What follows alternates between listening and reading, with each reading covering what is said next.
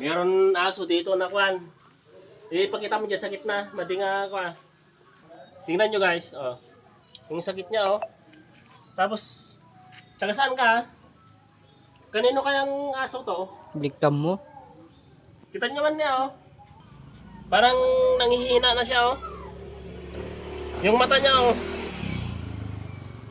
Nanghihina na talaga to. Kanino kaya to? Kaninong aso to? Kaya gagamutin natin to guys. Para may panlaban siya sa ano, sa sakit niya.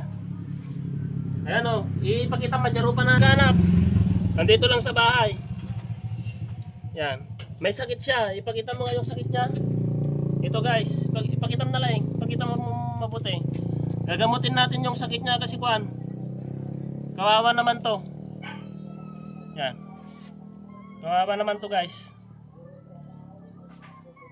Kawawa naman to. Kaya gamutin natin. Hindi, gagamutin ka namin. Ha? Gagamutin ka namin ha? Para ano, gumaling ka na no? Yan, itulog mo lang.